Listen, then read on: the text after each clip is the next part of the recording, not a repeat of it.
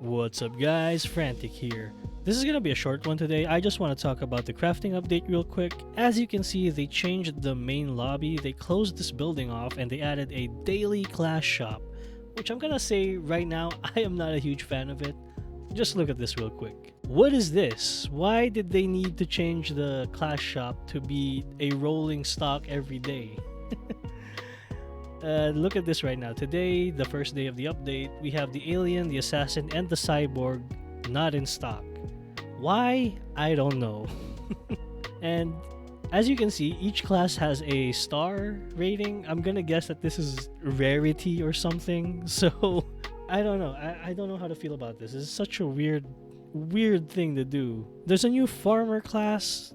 It has a watering can and you can get rarer crops from farm plots if you have it. Doesn't seem too useful to me, honestly. Knock yourself out, I guess, if you have 80 diamonds to burn. There's also the new blacksmith class, which costs 200 diamonds, and it starts off with a hammer just like the decorator. Unlike the decorator though, its perks do seem a lot more useful. Its level 1 perk is that it can craft items in the next crafting bench tier. I'm guessing that means you can craft stuff earlier and you don't need to max out your crafting bench if you're the blacksmith. It also gets discounts at level 2, and at level 3 you get extra scrap from the grinder.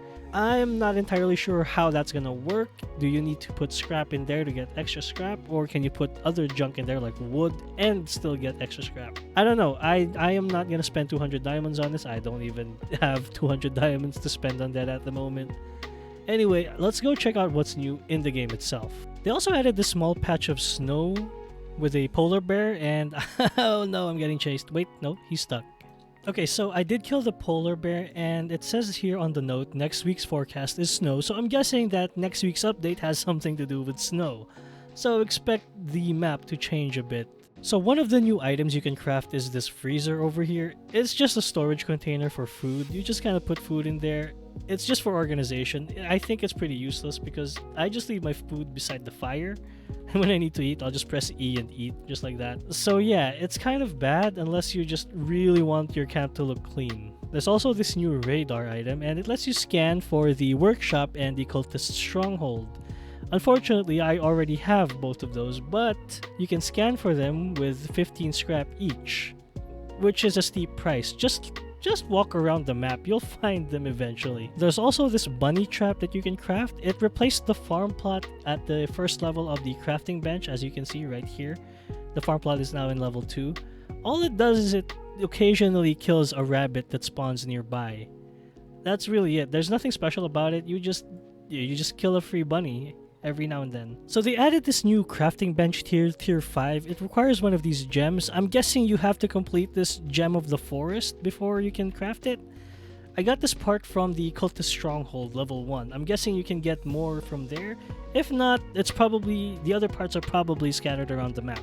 Now, even though these are question marks, you can actually preview each of these. So one of the first new items is the respawn capsule, which respawns the next player to die after it's fully charged. Personally, I don't think it's going to be very useful unless you die a lot. I never die unless I do it on purpose. Not to brag, I guess, but it's the truth. This other item is the temporal accelerometer, which skips the next night completely after charging, which I guess it's pretty good if you're trying to farm days, especially when you've maxed everything out. And finally, we have the weather machine, which stops rain or thunderstorms from occurring for 3 days. Overall, kind of expensive for what they do. If you ask me, they're just kind of fluff that they added. By the looks of it, you need like 3 or 4 fragments to complete one, so it's gonna be a bit of a grind. Now again, I'm not sure if they spawn elsewhere in the map. I haven't checked the entire map that was generated for this run, but they do seem to be guaranteed from the strongholds. Now whether or not it's worth it to wait 20 minutes for each fragment is up to you. I'm not gonna do it personally. That's too much time. So there's this new log wall, and each segment costs 12 wood, and as you can see, it's actually kind of useless because the enemies can still kind of jump over it. Yep, like that. Now in comparison, the old tree wall strategy still works like a charm, and yep, see, they still get stuck behind it.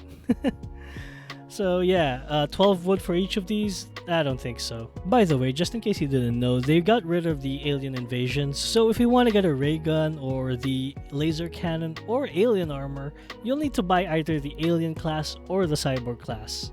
So yeah, overall, I think it's a pretty disappointing update. It doesn't really do anything exciting, and it just encourages you to play for longer periods of time. Honestly, it's a bit unrealistic how they're expecting you to farm up these fragments for a single structure. I mean, you can't even craft those new structures without crafting bench level 5, which in itself requires a lot of grinding. I don't know. I don't know how to feel about the update. It's kind of disappointing in a lot of ways, really. So yeah, there you go. There's no ending as well. So it's really just filler at the moment. It's just a filler update. So yeah, this was just a quick overview of all of the new stuff that I could find in the game at the moment with the latest update. I'm not gonna explore any more at the moment. It's like 12 midnight for me and I just wanted to check it out real quick. So yeah, for now, I'll catch you guys later.